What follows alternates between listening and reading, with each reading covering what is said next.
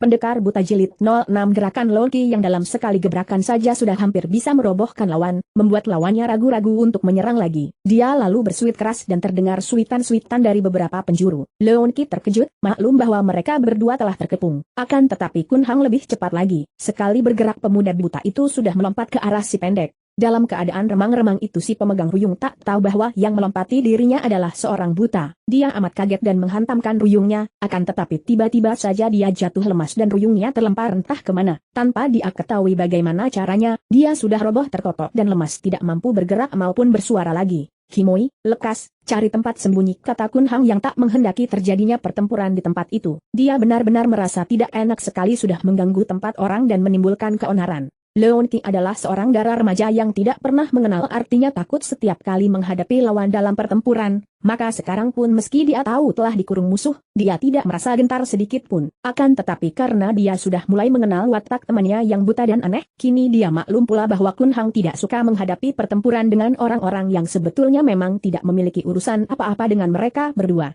Maka ia lalu menggandeng tangan Kun Hang, diajak lari kembali menuruni puncak. Akan tetapi tiba-tiba ia berdiri karena terdengar suara mendesis-desis dan dari bawah puncak merayap ular-ular tadi bersama penggembala-penggembalanya yang bersuit-suit. Lawan manusia biasa Lonki takkan undur, akan tetapi menghadapi ular-ular itu ia benar-benar merasa jijik dan ngeri. Ia cepat mengajak Kun Hang naik ke puncak lagi dan sekarang di depan mereka sudah muncul dua orang laki-laki yang memegang golok. Tanpa banyak tanya dua orang laki-laki itu segera menerjang mereka karena baru saja mereka melihat seorang kawan mereka rebah tak bergerak dan mereka kira sudah tewas. Juga kali ini Kun Hang yang cepat bergerak. Bagaikan seekor burung Raja Wali Sakti dia pun melayang ke arah kedua orang itu. Dua buah golok berkelebat menyambar ke arah tubuhnya, akan tetapi golok-golok itu segera terlempar jauh dan dua orang itu memekik lemah terus roboh tak berkutik. "Kau hebat, Hang Ko," Lonki memuji dengan kagum sekali. Ia sendiri sudah mewarisi ilmu silat Sian Li Kun Hoat yang terkenal sangat indah gerakan-gerakannya, akan tetapi menyaksikan gerakan Kun Hang tadi ia sungguh merasa kagum sekali. Akan tetapi yang dipujinya sama sekali tidak mempedulikan, malah membentak, "Hayo lekas cari tempat sembunyi, Kimoi." Lonki kembali menarik tangan Kun Hang dan berlari ke arah dinding batu karang. Dari sebelah kanan dan kiri terdengar bentakan-bentakan orang, juga dari belakang. Gadis itu melihat banyak lubang-lubang pada dinding itu, lalu menarik Kun Hang masuk ke dalam sebuah lubang yang cukup besar untuk dimasuki orang sambil merangkak. Karena didorong oleh Lonki, Kun Hang masuk lebih dahulu, merangkak seperti seekor tikus memasuki lubangnya, kemudian disusul oleh Lonki. Lubang itu kurang lebih 5 meter dalamnya, terus masuk ke dalam, kemudian menukik ke bawah. Kun Hang berhenti merangkak ketika tangan dan kakinya meraba lubang yang menukik ke bawah. "Terus, Hang Ke, terus, mereka juga sudah sampai ke sini," bisik Lonki di belakang pemuda buta itu. "Tak dapat terus, lubangnya menukik ke bawah," jawab Kun Hang. "Kau mepetlah, Hang Ke, biarkan aku lewat dan memeriksa di depan." Karena merasa bahwa dia adalah seorang buta, dia lupa bahwa di dalam keadaan gelap pekat seperti itu sebetulnya dia tidak lebih buta daripada Lonki sendiri. Kun Hang lalu berbaring meret untuk memberi jalan kepada gadis itu yang hendak melewatinya. Lubang itu tidak besar, oleh karena itu, ketika Lonki merayap melewatinya, dua orang itu berhimpitan di dalam lubang. Kun Hang merasa tak enak sekali, jengah dan berdebar hatinya. Baiknya mereka berdua adalah orang-orang yang sudah mempunyai kepandaian tinggi sehingga dengan ilmu Siakut Keng, ilmu melemaskan tulang, mereka pun berhasil bersimpang di lubang yang sempit itu. Lonki agaknya juga merasakan apa yang dirasai oleh Kun Hang, buktinya gadis yang biasanya jengaka gembira itu kali ini tidak membuka suara kecuali seperti orang kepanasan. Dengan hati-hati gadis itu merangkak ke depan sampai tiba di tempat yang menukik ke bawah. Agak lebar di bawah, Hang Ko, seperti sumur. Memang, karena kita tidak tahu bagaimana dasarnya, tak mungkin turun ke bawah. Pada saat itu dari luar lubang terdengar suara mendesis-desis, lalu disusul suara seorang laki-laki yang parau, "Anak-anak, hayo masuk ke kandang, jangan berkeliaran lagi, besok kalian harus membantu mencari dua orang musuh itu." Disusul lagi suara yang lebih tinggi, "Heran, kemana larinya dua orang tadi? Mereka itu manusia atau setan?" "Lao Siong, apakah sudah dilaporkan kepada Toan Hio?" "Tentu sudah." Lalu mereka bercakap-cakap, akan tetapi sambil menjauhi mulut lubang sehingga Kun Hang dan Lonki tidak dapat mendengar lagi apa yang mereka bicarakan. Akan tetapi betapa kaget hati dua orang itu ketika terdengar suara mendesis-desis dari arah belakang disusul bau yang amat amis. Kiranya lubang pada dinding batu itu adalah sarang-sarang ular atau dijadikan kandang untuk ular-ular itu. Celaka, ular-ular itu justru masuk ke sini. Kun Hang yang berada di belakang berkata perlahan. Dia cukup tabah dan tenang, akan tetapi dalam keadaan seperti itu, tentu saja dia merasa ngeri juga. "Lekas, Hang Ke, di belakangmu ada batu yang kuseret masuk tadi. Kau pergunakan itu untuk menutup lubang yang paling sempit dan, hei, aduh, wah, bungkusanku jatuh ke dalam sumur, Hang Ko." Kun Hang mendengar suara barang berat jatuh. Dengan pendengarannya yang tajam dia mendapat kenyataan yang menggembirakan hatinya. Lubang itu ternyata dasarnya tidak keras, juga tidak begitu dalam. Hal ini tentu saja dapat dia ketahui ketika buntalan pakaian dan mahkota yang dibawa gadis itu terjatuh ke bawah. Akan tetapi pada saat itu dia sibuk mendorong batu besar untuk menutupi lubang. Tentu saja tidak bisa tertutup rapat, akan tetapi lumayan untuk menahan membanjirnya ular-ular itu ke dalam. Setelah itu dia segera berkata, "Kimoi, mari kita masuk saja ke dalam sumur itu. Tempatnya tidak dalam dan dasarnya mungkin tanah yang tidak keras." "Bagaimana kau bisa tahu?" bisik Lon Ki meragu. "Buntalanmu tadi melayang ke bawah tidak terlalu lama, juga suaranya ketika menimpa dasar sumur menyatakan bahwa dasar itu tidak keras. Tetapi tunggu, biarkan aku yang melompat masuk lebih dulu, kau mepetlah." Seperti tadi, kedua orang itu kembali berhimpitan untuk dapat bertukar tempat, kini Kun Hang yang di depan dan gadis itu di belakangnya. Akan tetapi karena perasaan mereka terlampau tegang, mereka tidak merasakan lagi kecanggungan seperti tadi. "Kimoi, membaliklah ke belakang dan siap dengan pedangmu kalau ada ular yang menerobos masuk. Aku akan meluncur ke bawah dulu." Leon Ki mendengar desir suara perlahan lalu disusul suara Kun Hang dari bawah. "Kimoi, lekas kau turun. Tidak begitu dalam di sini dan aku akan membantumu, jangan takut." Leon Ki merangkak mundur. Saat kakinya menyentuh bibir sumur, hatinya berdebar juga. Siapa orangnya yang takkan merasa ngeri bila harus masuk ke dalam sumur yang begitu gelap? Akan tetapi adanya Kun Hang di dalam sumur itu membesarkan hatinya dan tanpa ragu-ragu lagi ia melorot turun sambil mengerahkan ginkangnya saat tubuhnya melayang ke bawah. Dia memegang pedangnya tinggi-tinggi dan kedua kakinya sudah siap untuk menyentuh tanah di dasar sumur. Akan tetapi tiba-tiba ada dua buah lengan yang kuat dan cekatan menerima tubuhnya, kemudian menurunkannya ke atas tanah. Kembali dia kagum akan kehebatan Kun Hang. "Hangke, ternyata sumur ini dalam juga, sedikitnya 3 kali tinggi orang. Bagaimana kita akan dapat keluar dari sini?" Leon Ki dalam gelap meraba ke sana kemari dan hatinya menjadi kecut ketika mendapat kenyataan bahwa sumur ini pun tidak lebar, hanya cukup untuk mereka berdua berdiri. Tak mungkin meloncat keluar dari tempat sesempit ini. "Jangan khawatir, aku akan dapat merayap naik," kata Kun Hang tenang. "Ini buntalanmu, baru kuingat bahwa kau membawa mahkota kuno itu. Ahaha, jangan-jangan rusak mahkota itu ketika jatuh." Leon Ki menerima buntalan itu dan mengikatnya di punggung. Untuk melakukan ini saja beberapa kali tangan serta sikunya menyentuh dada Kun Hang, begitu sempitnya tempat itu. Hawanya juga panas bukan main. Sumur itu dindingnya adalah batu karang, hanya dasarnya saja tanah lunak. Karena tidak ada hawa, atau kalau ada pun amat sedikit masuk dari lubang yang kini hampir tertutup rapat oleh batu tadi, di situ amat panasnya. Apalagi hawa yang masuk telah membawa bau amis dari ular-ular yang memenuhi lubang di sebelah luar, maka pernapasan mereka sesak dan sebentar saja Leon Ki menjadi pusing. Makin lama hawa makin panas. Leon Ki dan Kun Hang biarpun memiliki hawa murni dan luakang yang kuat, tetap saja menderita hebat dan tubuh mereka telah penuh keringat. Pakaian mereka sudah basah semua. "Aduh, Hangke, napasku sesak, aku muak, tidak kuat bertahan. Kita harus keluar dari neraka ini," keluh Leon Ki. Kun Hang bingung. Bagaimana mungkin, Kimoi, kalau kita naik, tentu akan bertemu ular-ular itu di dalam lubang jalan keluar. Menghadapi ular-ular itu memang masih dapat kita tanggulangi, akan tetapi kau dalam kegelapan, ahaha, dan siapa tahu orang-orang itu masih menjaga di luar. Kau harus dapat bertahan, mungkin besok pagi-pagi mereka dan ular-ular itu akan keluar dari lubang dan kita dapat menerobos keluar kalau memang tak ada jalan lain. Setidaknya kalau cuaca terang, kau bisa melihat. Bergerak di malam hari, kita sama-sama buta, tentu payah.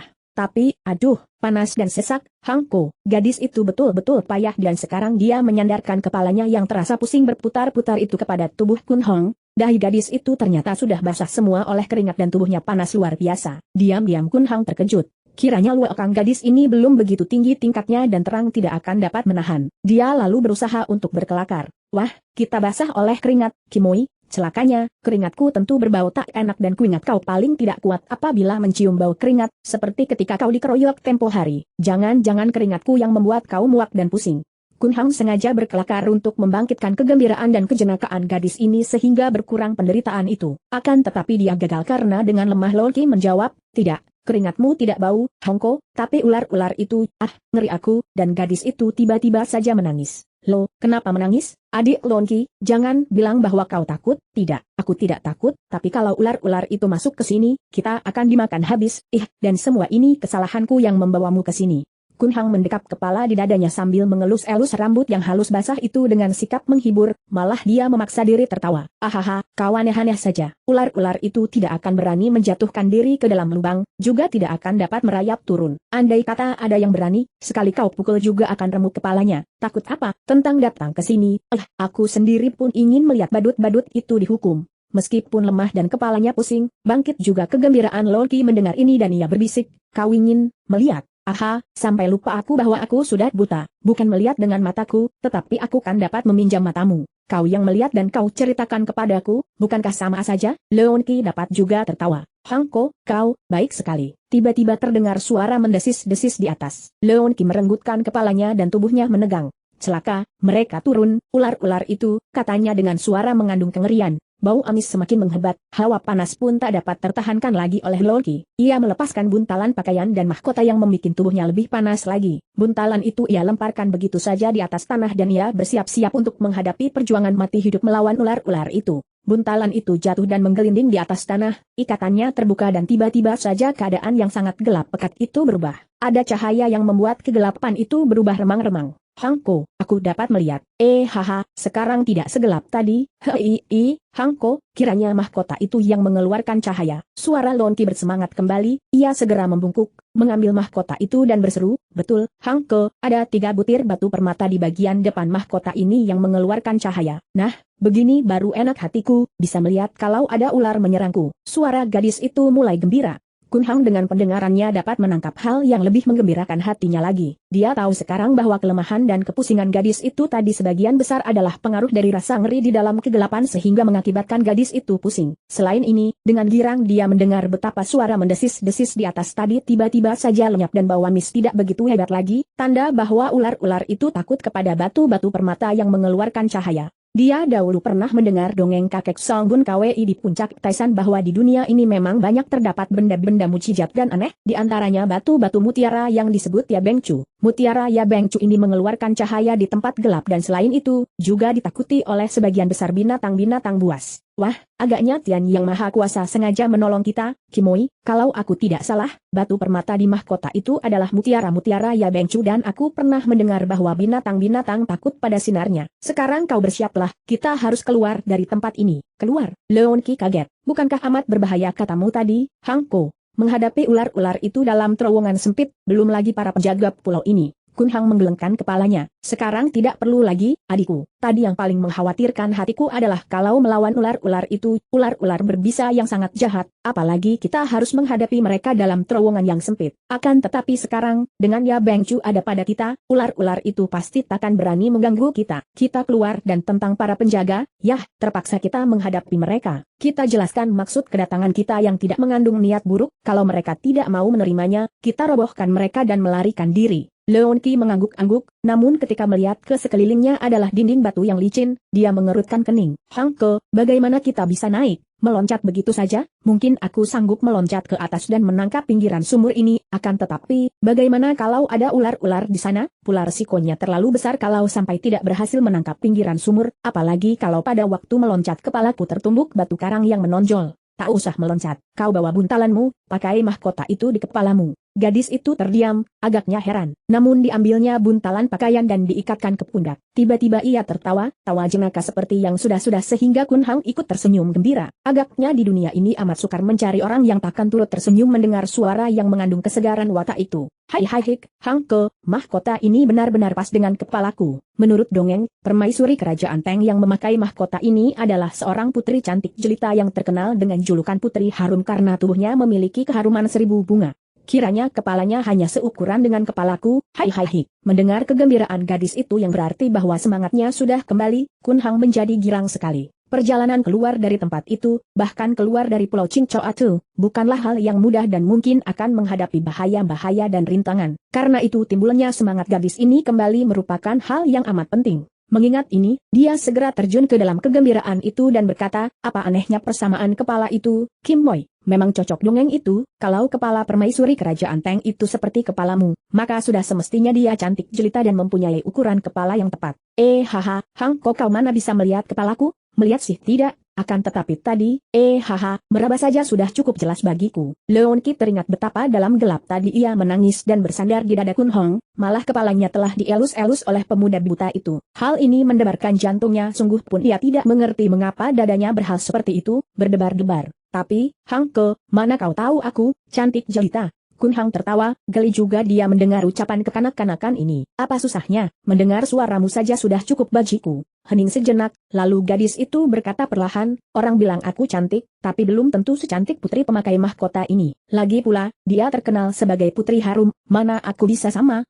Tadi keringatku tentu membasahi bajumu, Hang Ko. Aku pun berkeringat sampai basah semua pakaianku, Kimoi, dan tentang keharuman itu, kurasa keringatmu pun sedap. Kun Hang setengah berbohong. Mana ada keringat sedap di dunia ini, akan tetapi memang baginya, keringat Loki tidak berbau tak enak. Dia sengaja melebih-lebihkan dan mengatakan sedap hanya untuk menambah kegembiraan hati gadis kekanak-kanakan ini agar semangatnya tak menurun. Gadis itu tidak berkata apa-apa, malah suara ketawanya terhenti dan ia diam saja sampai agak lama setelah ucapan Kun Hang terakhir ini. Kun Hang heran, miringkan kepala dan bertanya, Kimoi, kenapa kau diam saja? Ia mengulur tangan ke depan, menyentuh tangan gadis itu dan memegangnya. Akan tetapi Loki cepat merenggutnya terlepas dan terdengar suaranya agak gemetar. Buntalan pakaian sudah kubawa, mahkota sudah kupakai. Bagaimana kita akan naik? Sama sekali Kun Hang tak pernah menduga di dalam hatinya bahwa ucapan-ucapan yang bersifat kelakar baginya itu ternyata mendatangkan kesan luar biasa bagi Loki, sangat dalam membekas di hatinya. Kau duduklah di pundak kananku, siapkan pedangmu menghalau perintang di atas. Aku akan merayap naik. Kun Hang segera berjongkok untuk memudahkan Loki duduk di pundaknya. Akan tetapi gadis itu tidak segera duduk. Dengan mata terbelalak penuh kagum gadis itu memandang Kun Hang, ia tahu bahwa agaknya si buta ini hendak mempergunakan ilmu Pek Houye Uchong yang mengandalkan ginkang dan luakang yang amat tinggi hingga membuat orang dapat merayap seperti seekor cecak pada dinding yang terjal. Kalau si buta ini sudah dapat melakukan ilmu ini, berarti bahwa tingkat kepandaian si buta ini jauh melampauinya, malah jauh lebih lihai daripada ayahnya sendiri, Sin Kiameng. Di samping kekaguman ini, juga jantungnya berdebar-debar mengingat bahwa ia harus duduk di atas pundak orang, suatu perasaan yang belum pernah ia rasai sebelumnya dan hal ini tanpa ia sadari disebabkan oleh kelakar pujian tadi. Ia pun maklum mengapa pemuda buta itu menyuruh ia duduk di atas pundaknya. Memang hanya itulah jalan satu-satunya yang paling baik. Dengan duduk di pundak, selain ia dapat ikut membonceng naik, juga ia bertugas sebagai mata pemuda itu, dengan mahkota di atas kepala itu sebagai pengganti obor penerangan. Memang begini lebih aman daripada si buta itu harus merayap naik seorang diri, sungguh pun harus diakui bahwa untuk dapat mempergunakan ilmu Pek Houye Uchong dengan diboncengi pundaknya, benar-benar merupakan hal yang luar biasa sekali. Hayo, lekas kau duduk, tunggu apa lagi? Kun Hang bertanya heran ketika belum juga Loki duduk di pundaknya. Tanpa berkata apa-apa gadis itu lalu duduk di atas pundak kanan Kun Hang yang segera bangkit berdiri. Hati-hati jangan banyak bergerak, tapi awas melihat rintangan di atas. Mulailah Kun Hang merayap ke atas. Memang hebat tenaga dalam pemuda buta ini. Dengan punggungnya menempel dinding, ia menggunakan tangan kanan dan kedua kaki untuk merayap naik. Dua kakinya bergantian mendorong dinding sebelah depan, tangan kanannya mencari pegangan batu menonjol untuk menarik tubuhnya ke atas, sedangkan punggungnya digunakan sebagai alat penahan tubuhnya supaya tidak kembali merosot ke bawah. Tangan kiri yang memegangi tongkat tetap siap siaga menjaga datangnya bahaya serangan. Loki kagum sekali. Sedikit demi sedikit mereka naik sehingga akhirnya sampai juga ke pinggiran sumur. Dengan girang Loki melihat bahwa di sana tidak ada ular. Dia lalu meloncat keluar dan menarik tangan Kun Hang untuk membantu pemuda ini keluar pula, bantuan yang sebetulnya tidak perlu bagi pemuda lihai itu. Tidak ada ular di sini, bisik Loki. Entah kemana mereka pergi. Agaknya ular-ular itu takut kepada cahaya mutiara ya Bengcu, Kimoi, bagus sekali, dan dengan mahkota ini kita akan keluar tanpa khawatir diganggu ular-ular berbisa itu. Kalau begitu mari kita keluar sekarang juga, Hang Ko. Kita mencari tempat istirahat lain, tadi kita telah tersesat memasuki tempat ini. Mereka lalu merangkak keluar, Loki yang mengenakan mahkota merangkak di depan. Batu penutup lubang disingkirkan dan benar saja, tidak ada ular yang berani menghadang mereka. Agaknya ular-ular itu menjadi ketakutan melihat cahaya mutiara itu dan mereka pergi meninggalkan lubang. Setelah tiba di luar, Loki meloncat turun, diikuti oleh Kun Hang. Girang hati mereka mendapat kenyataan bahwa di situ sunyi sekali, tak nampak seorang pun manusia. Dan lebih girang lagi hati Loki melihat adanya bulan yang cukup terang di angkasa. Begitu menginjak tanah dan berada di udara terbuka, kedua orang muda ini merasa nyaman sekali sehingga berkali-kali mereka menarik napas panjang, menyedot hawa seperti orang kehausan mendapat minum air segar. Hang Ke, bulan bersinar, aku dapat melihat jalan. Lebih baik kita tinggalkan daerah ini. Kun Hang tak membantah dan demikianlah, di bawah sinar bulan yang 3/4 itu kedua orang muda ini dengan hati lapang meninggalkan tempat yang penuh pengalaman mengerikan tadi. Mereka langsung menuruni puncak yang penuh batu karang. Kurasa tak baik kita berkeliaran di malam hari, apalagi tempat ini agaknya mengandung banyak rahasia. Lebih baik kita mengaso malam ini dan besok pagi kita berusaha keluar dan kembali ke daratan.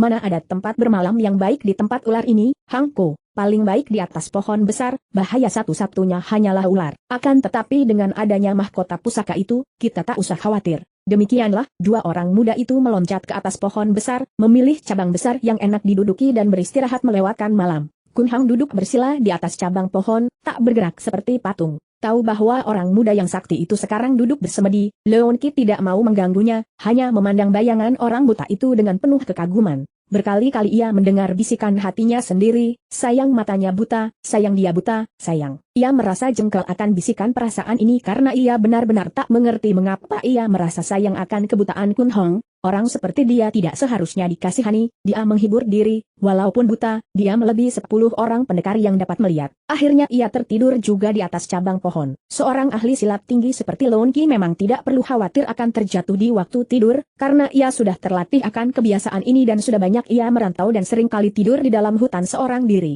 Hang Ke, bangun, Hang Ke, terus di sana aku melihat air telaga pagi-pagi sekali. Leon Qi sudah berteriak-teriak membangunkan Kun Hang yang sebetulnya memang telah sadar atau terjaga daripada tidur dan semedinya. Beberapa ekor burung sampai kaget oleh teriakan Leon Qi. Mereka berterbangan sambil berbunyi keras. Gadis itu tertawa geli menyaksikan tingkah burung-burung itu, akan tetapi Kun Hang sebaliknya geli mendengar suara Leon Qi. Bagus, kalau begitu kita tinggal menuju ke sana, mencari perahu untuk menyeberang, jawab Kun Hang sambil meluncur turun dari batang pohon itu. Leon Qi juga meloncat turun, lalu tertawa. Wah, kelihatan sekarang betapa kotor pakaian kita, Hang Ko, penuh tanah liat. Tidak apa, pakaian kotor dapat dicuci, Kimoi. Ah, malu kalau bertemu orang. Aku hendak menukar pakaian dulu, Hang Ko, kan padaku ada bekal pakaian bersih. Wah, di mana ya bisa bertukar pakaian? Gadis itu berjalan ke sana kemari, agaknya mencari gerombolan tanaman yang dapat ia pergunakan untuk sembunyi dan bertukar pakaian. Hang Ke, terdengar suaranya dari depan agak jauh, kau menghadaplah ke sana dulu, membelakangi aku. Hampir-hampir tidak dapat Kun Hang menahan ketawanya. Dia tersenyum lebar sambil mengacungkan tangannya seperti hendak menampar kepala temannya itu. Bocah nakal, apakah aku kurang buta sehingga kau suruh menghadap ke lain jurusan? Andai kata kau bertukar pakaian di depan mataku, aku pun tidak dapat melihatmu, Kimoi. Akan tetapi tetap saja dia memutar tubuhnya menghadap ke lain jurusan. Setelah selesai berpakaian, Leon Qi menghampiri Kun Hang dan berkata, Hang Ko, kau selalu mengajak aku untuk kembali ke daratan, seakan-akan kau takut berada di pulau ini. Bahkan kau kemarin menyebut apakah aku melihat seorang kakek yang buntung lengan dan telinga kiri, mata kiri buta, siapakah orang itu? Sebetulnya orang itu sudah mati, Kimoi. Yang kumaksudkan itu adalah seorang tokoh jahat bernama Xiao Choa Ong Giamkin. Karena kemarin aku mendengar suara suling dan berkumpulnya ular-ular itu, aku jadi teringat kepada tokoh ini yang juga seorang ahli memelihara ular.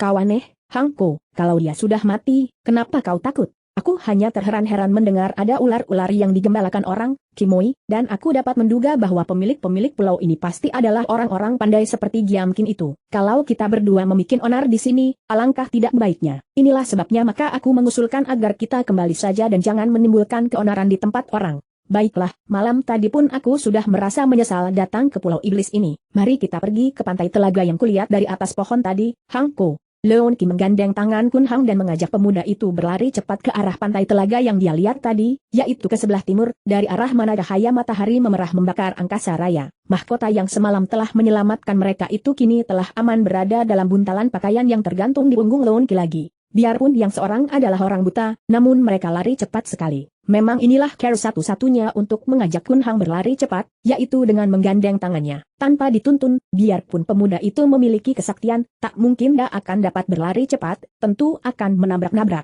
Hi, Kimoi, kenapa belum juga sampai dan kenapa kau bawa aku menikung-nikung tidak karuan begini? Leon Qi berhenti, lalu menghela napas panjang. Pulau ini benar-benar aneh, Hang Ko, Pulau Iblis. Terdapat jalan yang rata, akan tetapi heran sekali, mengikuti jalan ini agaknya akan membawa kita terputar-putar tidak karuhan. Kulihat seakan-akan keadaan tempat di mana kita berdiri ini serupa benar dengan tempat di mana kita berangkat tadi. Ia berseru kaget, lari ke depan meninggalkan Kun Hong, lalu kembali lagi sambil berkata, wah, benar-benar ini tempat yang tadi, Hang Ko. Tuh, di situ ada gerombolan pohon kembang di mana aku bertukar pakaian tadi, pengikat rambutku yang terjatuh di sana masih ada. Kun Hang mengangguk-anggukan kepala, kulit di antara kedua matanya berkerut. Kurasa pemilik pulau ini adalah seorang ahli dalam alat-alat rahasia dan sengaja sudah mengatur pulaunya penuh rahasia agar menyukarkan orang asing memasukinya, seperti keadaan di Taisan Kimoi. Coba kau lihat dari atas pohon tadi, pantai berada di jurusan manakah? Di timur karena kulihat cahaya matahari di sana pula. Nah, kalau begitu, sekarang kita harus langsung menuju ke timur, jangan menggunakan jalan yang sengaja dibuat untuk menyesatkan kita. Kita ambil jalan liar saja, kalau perlu menerabas hutan, asal terus ke timur, pasti akan sampai di pantai itu. Akan tetapi hal itu ternyata lebih mudah diucapkan daripada dilakukan. Jalan menuju ke timur ini ternyata harus melalui hutan-hutan liar yang penuh alang-alang, melalui rawa dan malah melalui hutan kecil penuh duri. Jalannya menanjak dan pada akhirnya mereka tiba di tebing yang curam. Ketika Lon Qi menjenguk ke bawah, memang tampak air telaga di bawah sana, namun dalamnya dari tebing itu tidak kurang dari 100 meter. Lon Qi melepaskan tangan Kun Hong, berjalan ke sana kemari mencari jalan untuk menuruni tebing curam itu. Wah, sampai di sini buntu, Hang Ko, biar ku cari jalan untuk turun. Tuh, di bawah sudah kelihatan telaganya, dan jauh ke depan itu menyeberangi telaga akan sampai di darat kembali. Agaknya jalan menurun di alang-alang itu.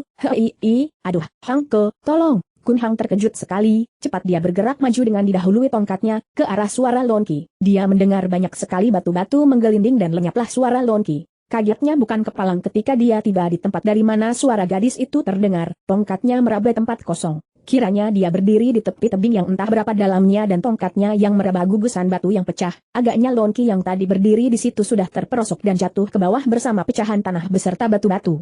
Kun Hang mengerahkan hikangnya dan berteriak ke bawah, "Kimoi," hanya gemas suaranya yang menjawab. "Lon Qi," kembali suaranya yang menjawab. Celaka, apa yang terjadi dengan dia? Kun Hang bingung dan menyesal sekali. Selama dia buta, baru kali ini dia menyesal akan kebutaan matanya sehingga dia tidak dapat melihat apa yang terjadi dengan gadis itu dan tak dapat menolongnya. Dia segera mengambil sebuah batu kecil dan melepaskannya ke bawah. Kepalanya dimiringkan dan bibirnya berkemak-kemik menghitung waktu. 17 kali dia menghitung, baru batu itu menyentuh air. Kun Hang bergidik, tidak mungkin dia mengikuti gadis itu terjun ke bawah.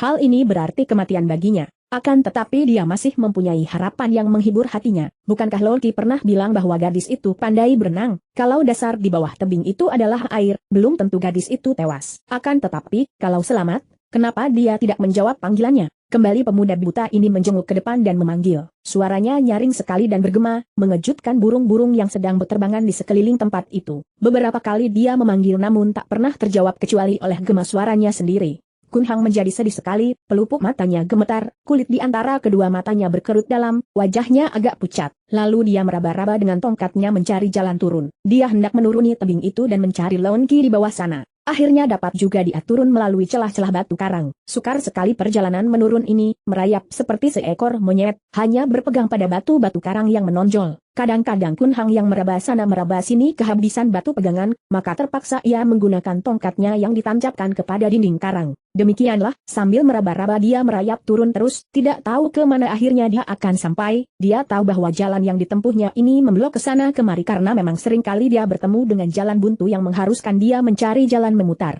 Dia merasa heran sekali karena ternyata dia tidak sampai di pinggir telaga, malah tiba-tiba alat penggandanya mencium keharuman bunga-bunga yang beraneka warna dan kakinya menginjak tanah berumput yang halus. Ketika dia meraba dengan tangannya, kiranya dia sudah sampai di tengah-tengah rumput yang segar gemuk dan di sana-sini semerbak harum bunga. Heran sekali seakan-akan aku berada di dalam taman bunga yang sangat luas penuh bermacam-macam bunga, pikirnya dan teringatlah dia akan seruan Lon Qi pada saat kedatangan mereka di tempat itu. Gadis itu telah melihat sebuah taman bunga yang indah. Inikah taman bunga itu? Angin semilir sejuk dan pendengarannya yang tajam menangkap suara orang bercakap-cakap, suara wanita yang halus terbawa angin. Kun Hang girang sekali, mengira bahwa tentu Lon Qi yang sedang bercakap-cakap itu. Tetapi dia tidak berani berlaku sembrono memanggil gadis itu karena dia belum tahu dengan siapa gadis itu bercakap-cakap dan dalam keadaan bagaimana. Dengan hati-hati dia bergerak maju ke arah suara. Setelah agak dekat dan mulai dapat mendengar jelas, dia menyelinap di balik sebuah pohon buah yang besar, bersembunyi dan mendengarkan penuh perhatian. Besar kekecewaan hatinya ketika mendengar bahwa yang bercakap-cakap itu sama sekali bukanlah Lon Qi seperti yang diharapkannya, akan tetapi suara wanita-wanita yang lain. Suara wanita yang dingin dan tajam mendatangkan perasaan ngeri kepadanya karena dari suara ini dia dapat menilai orang yang mempunyai watak yang aneh dan dapat kejam melebihi iblis sendiri. Akan tetapi suara kedua membuat dia berdebar dan kagum. Suara ini halus lunak, merdu dan kiranya hanya patut dimiliki oleh bidadari, bukan wanita biasa. Suara pertama adalah suara seorang wanita yang sukar ditaksir usianya, akan tetapi takkan kurang dari 40-an. Adapun suara bidadari itu adalah suara seorang gadis remaja. Bukan main suara itu, bagaikan nyanyian Dewi Malam, mengelus-elus perasaan hatinya sungguh pun dia menangkap getaran-getaran aneh pula dalam suara merdu merayu ini. Getaran yang mengandung sesuatu yang rahasia dan yang menyembunyikan watak daripada si pemilik suara. Hui kau, cukup sudah, semua alasanmu itu, terdengar suara dingin dengan nada kesal. Jodohmu adalah Pangeran Soi Bulai dan kau tidak boleh membantah lagi. Kau tahu, setelah sekarang kaisar muda yang tak becus menduduki tahta, pangeran itu mempunyai banyak harapan menjadi kaisar lalu membangun lagi kerajaan Goan, dan kau mempunyai harapan menjadi permaisuri kaisar. Orang apa itu si pemuda Shibun? Hanya anak ketua Kunlun Pai, biar tampan dan gagah, tetapi hanya orang biasa. Mana boleh anakku tergila-gila kepada orang macam itu. Ibu, aku tidak tergila-gila, aku hanya bertemu satu kali dengan Bun Eng Hyong, aku hanya bilang bahwa dia seorang pendekar perkasa. Bukan karena aku tidak sudi menjadi calon jodoh pangeran Mongol itu, melainkan karena aku tidak suka menikah. Aku lebih senang tinggal di sini. Alasan kosong. Siapa yang tidak tahu hati muda? Melihat wajah tampan dan watak pendekar lalu jatuh hati. Sudahlah, tak mau aku berpanjang debat. Aku harus menyambut para tamu kita yang akan membicarakan soal membantu usaha Pangeran Soi Bulai. Dan kau harus tahu, dalam hal kegagahan, kiraku orang Shibun itu takkan dapat menandingi Pangeran Soi. Ibu. Kun Hang mendengar betapa wanita bersuara dingin itu berkelebat pergi dan terkejutlah dia ketika menangkap desir angin yang amat cepat ketika wanita ini pergi. Wah, kiranya si suara dingin ini memiliki kepandaian yang hebat. Ginkangnya terang tidak di sebelah bawah kepandaian Loki. Selain dua orang wanita yang bercakap-cakap ini, Kun Hang tahu bahwa di situ terdapat sedikitnya 3 orang wanita lain yang lemah lembut gerakan-gerakannya, mungkin para dayang-dayang yang melayani nona bersuara bidadari ini. Diam-diam Kun Hang merasa terharu dan juga tercengang. Tak mungkin salah lagi, yang disebut-sebut sebagai pemuda Shibun dalam percakapan tadi, tentu bukan lain adalah Bun Wan, putra dari ketua Kunlun Pai. Bun Wan, bekas tunangan kekasihnya, mendiang Choi Bi. Hatinya berdebar dan telinganya serasa mengiang-iang. Sungguh suatu hal yang amat kebetulan sekali, urusan yang sangat cocok dengan pengalamannya dahulu. Seperti juga Choi Bi yang mencintanya dan sudah ditunangkan dengan Bun Wan, juga si suara bidadari ini hendak dipaksa ibunya untuk berjodoh dengan seorang pangeran Mongol, padahal si bidadari ini agaknya condong hatinya kepada Bun Wan. Benar-benar hal yang terbalik. Kalau dulu, Bun Wan merupakan tunangan yang tidak dipilih dan tidak disukai oleh calon jodohnya, sekarang rupanya dia malah terbalik memegang peranan sebagai orang yang menjadi penyebab terhalangnya perjodohan orang lain. Bun Wan kini memegang peranan yang dipegangnya dahulu, peranan yang berakhir dengan pengorbanan kedua matanya untuk mengimbangi pengorbanan Cui Bi yang menyerahkan nyawanya. Dia memperhatikan terus. Beberapa kali terdengar si bidadari itu menarik napas panjang. Dasar suara bidadari. Tarikan napas panjangnya saja terdengar begitu halus seolah-olah napas itu menambah keharuman bunga-bunga di taman. Perasaan Kun Hang menggetar, penuh iba kasihan. Teringat dia akan Choi Bi. Serupa benar nasib darah bidadari ini dengan mendiang Choi Bi. Apakah ia akan mengalami nasib seperti Choi Bi pula? Gagal dalam berkasih asmara, dan berakhir mengorbankan nyawa? Tidak, tidak boleh. Peristiwa mengenaskan itu tak boleh terulang lagi. Apa pula terhadap diri seorang dara yang bersuara bidadari ini? Dia akan berusaha menghalau bahaya itu. Langkah-langkah kecil dan ringan terdengar, disusul suara bening. Xiao Chia, ini minuman susu madu yang kau pesan, dan ini pengganti sapu tangan sutra. Aman, kau letakkan saja di atas meja itu, lalu kau pergilah bersama semua temanmu dan tinggalkan aku di sini. Tapi Xiao Chia, Nona, Toanio, Nyonya besar, akan marah jika saya dan teman-teman tidak menjaga dan melayani Nona di sini. Aman, aku bukan anak kecil lagi yang harus dijaga setiap waktu. Sekarang aku mau berlatih pedang, apakah kau bermaksud hendak mencuri lihat? Ahaha, mana berani, Nona. Nah, lebih baik kau cepat-cepat pergi keluar dari taman ini. Lebih berguna kalau kau dan teman-temanmu ikut mencari 2 orang asing yang katanya sudah memasuki pulau dan membunuh banyak ular. Apabila bertemu dengan mereka yang tentu saja lihai, kau dan teman-temanmu dapat mencoba semua kepandaian kalian. Apakah percuma saja kalian selama ini dilatih ilmu silat? Hayo, keluarlah dari sini, lekas. Terdengar para pelayan itu pergi sambil tertawa-tawa. Ternyata ada 5 orang pelayan wanita dan agaknya yang bernama Amen itu adalah pelayan kepala atau yang paling disayang oleh nona bidadari yang bernama Hui Kau ini. Kun Hang mendengarkan semua itu dengan kagum. Makin indah suara nona ini ketika bercakap-cakap dengan para pelayan. Malah ucapan paling akhir itu mengandung senda gurau yang halus. Alangkah jauh bedanya dengan Leon Qi atau Cui Bi. Leon Qi dan mendiang Cui Bi adalah gadis-gadis yang lincah jenaka, gembira dan bebas. Andai kata kembang adalah kembang mawar hutan yang tak lekang oleh panas, tak lapuk oleh hujan, tidak takut akan angin ribut dan selalu berseri namun siap melukai siapapun yang ingin merabanya dengan duri-duri meruncing. Adapun dara bersuara bidadari ini, yang tadi oleh ibunya disebut Hui Kau, merupakan seorang dara yang lemah lembut, halus gerak-geriknya, halus pula tutur sapanya, seperti setangkai bunga seruni yang indah jelita, kecantikannya menenteramkan hati, suaranya bagai musik surga mengamankan jiwa. Kemudian Kun Hang mendengar desir angin permainan pedang. Pada mulanya angin sambaran itu lambat-lambat dan juga perlahan saja, tanda bahwa pemainnya belum mahir benar dan tenaganya kecil. Kun Hang mengerutkan keningnya. Gadis bersuara bidadari ini kalau dalam hal ilmu pedang jauh di bawah tingkat Lonki, apalagi tingkat Cuibi. Akan tetapi hawa pukulan pedangnya betul-betul aneh, merupakan garis lingkaran-lingkaran. Permainan pedang dengan cara membentuk lingkaran-lingkaran seperti itu memang banyak dalam kalangan ilmu pedang tinggi, akan tetapi lingkaran ini biasanya terus menjurus ke arah lingkaran lainnya yang sejalan atau berubah menjadi tusukan, bacokan miring, bacokan lurus dan lain cara penyerangan lagi. Anehnya, gerakan pedang darah bersuara bidadari ini lingkarannya berubah-ubah menjadi lingkaran yang bertentangan, kadang-kadang berputar dari kanan, kadang-kala dari kiri. Cara bermain pedang seperti ini, mana bisa digunakan untuk bertempur, pikir Kun Hang heran.